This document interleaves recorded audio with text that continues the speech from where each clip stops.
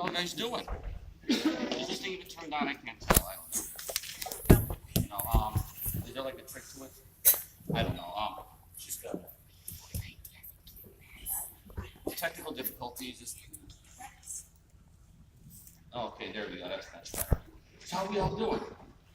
I'm Mr. Mike, and I usually tell you one story. I'm going to tell you two today. They both have a few things in common, so those playing along at home, see if you can figure it out. The first one. Where do you use the phone?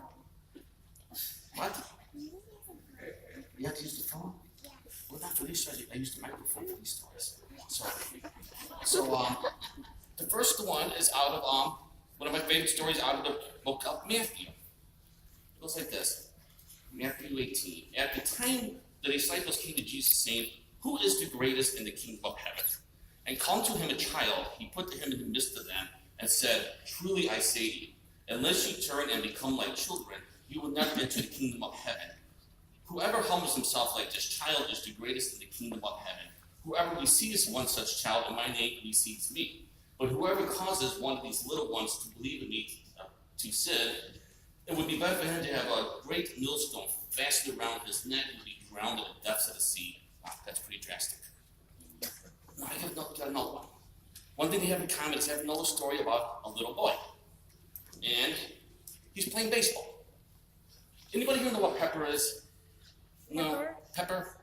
It's that game where you kind of put the bat on your shoulder and have the ball in the other hand, and you throw it up really high, and then you try to hit it, and it comes down. That's called pepper.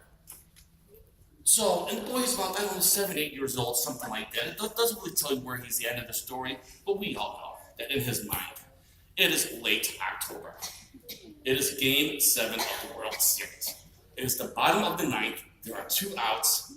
The home team is down by 3. Oh, yeah. It's what every boy dreams of. Winning the World Series by hitting a grand slam home run. Thank you. So a little boy in a baseball hat. He stands in the field with his ball and his bat, and he says, "I am the greatest player of them all." And he puts his bat on his shoulder and he tosses up the ball. And the ball goes up and the ball comes down. And he swings his bat all the way around, just like that. The world's so still that you can hear the sound. And the baseball falls to the ground. That's strike one. Galatians 6:9 tells us, "And let us not grow weary of doing good, for in due season we will reap if we do not give up." And the little boy, he doesn't give up. No, little boy doesn't say a word. He grits his teeth. He's undeterred, and he says, "I am the greatest there has ever been." And he tosses up the ball and he tries it again. And the ball goes up and the ball comes down. He swings his bat all the way around. The world's so still, you can hear the sound. The baseball falls to the ground. Strike 2, that's right. Down to his last strike here. Down, this is it, man. But in the valley of Elah, after 40 days of challenging the Israelites to battle to the death against their best man, it was a young David who accepts the challenge. Refusing any armor offered him by Saul, he faces his giant rival armed with nothing but a sling and a stone. Staring into the eyes of Goliath, he makes no excuses, nor shows any fear as the battle is staged to start.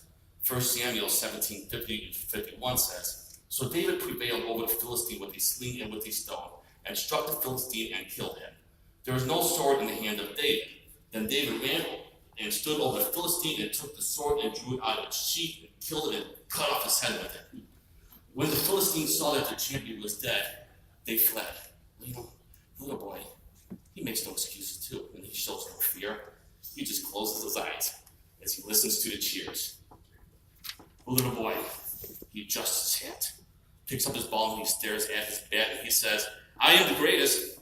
Game is on the line, and he gives it his all just one last time. And the ball goes up, it's like the moon so bright. Swings his bat with all of his might. The world's so still as can be, and the baseball falls. What is that, John? Strike 3. That's strike 3. What's that mean? He's out, game over. Well, it's supper time. His mama calls. The little boy, he heads home with his bat and ball, and by doing that, he's not only obeying the 5th commandment, honoring father and mother, he's remembering a Bible verse he learned in Sunday school, Colossians 3:20. "Children, obey your parents in all that you do, for this pleases the Lord." So the little boy heads home with his bat and ball. And he says, what do you think he says? Anybody? What do you think he says? No takers? No takers? He says, I am the greatest. That is a fact. But even I didn't know that I could pitch like that. Yes, I am the greatest. That is understood. Even I didn't know that I could pitch that good. Wow. Didn't see that one coming. So, a few things. Anybody at home, you can realize, yeah, they were both stories about young boys. In both times, we never learned the name of the child. And in both the case of a child and a little boy, we never find out what happens with them. In the case of the child in the Jesus story, Jesus used him as one of my favorite stories in the Bible, that I use it all the time when I teach Sunday school. And when Jesus is done with him, I guess the boy, he goes off, and I'm not going to speculate on what happened to him. I'm hoping he does good, but in the case of the little boy, we never find out what happens with him either. Did he go on to play baseball? Did he play high school, college, possibly professional? Was he possibly in a situation that he was in there in a championship game and it's down to the end as either a pitcher or a batter? I don't know. I hope so, but I'm not going to speculate. But you know something? There's one thing that we know for sure. That in that kid's mind. He tried hard. And then, yeah, that he tried hard, that's right.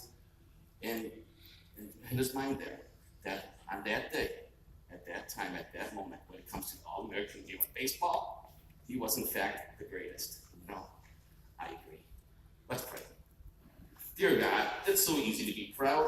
Please remind us that you prefer it when we are humble.